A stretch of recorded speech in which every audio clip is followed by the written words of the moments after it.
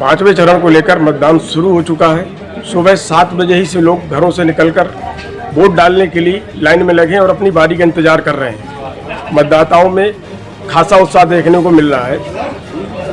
कानपुर देहात की भोगनीपुर विधानसभा में 3,51,000 मतदाता अपने मताधिकार का प्रयोग करेंगे और वहीं मतदान के लिए 403 बूथ बनाए गए हैं और 294 मतदान केंद्र बनाए गए हैं। सुरक्षा के लिहाज से पुलिस फोर्स भारी मात्रा में तैनात की गई है और जनपद के वरिष्ठ अधिकारी क्षेत्र में भ्रमण कर रहे हैं और शांति व्यवस्था बरकरार रखे हैं।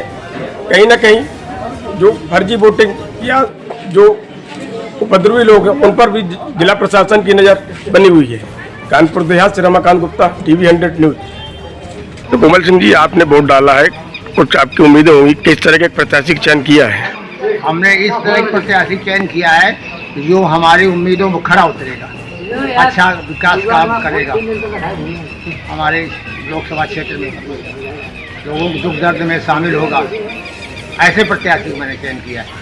कुमार जी, आज आपने वोट डाला है, किस तरीके के प्रत्याशी का चयन किया है?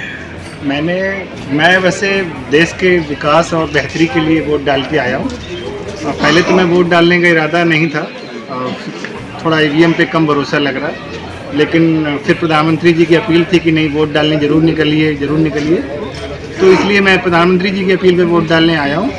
और मुझे लगता है कि जैसे प्रधानमंत्री जी ने कहा कि अगर कोई 18 साल में भर्ती हो रहा है, अग्निवीर में 22 साल में रिटायर्ड हो रहा, तो उसे वो बूढ़ा माना जा रहा है सेना के लिए, इसलिए कह रहे हैं 22 साल का व्यक्ति बूढ़ा है। और एक व्यक्ति है जो 74 साल का है बूढ़ा, वो कह रहा है कि हमें 5 साल दे दो, और 22 साल के बंदे को कह रहा है कि ये बूढ़ा हो गया, इसको सेना से रिटायर्ड करो।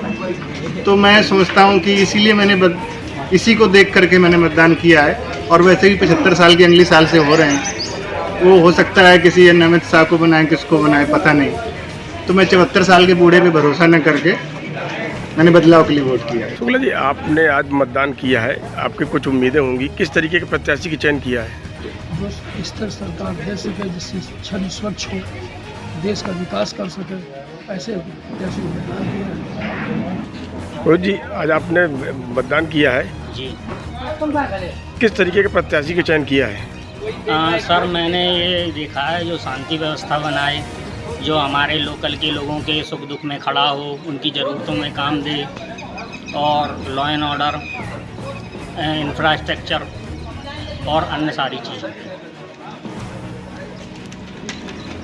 तो वोट डालने से आपकी कुछ उम्मीदें होंगी?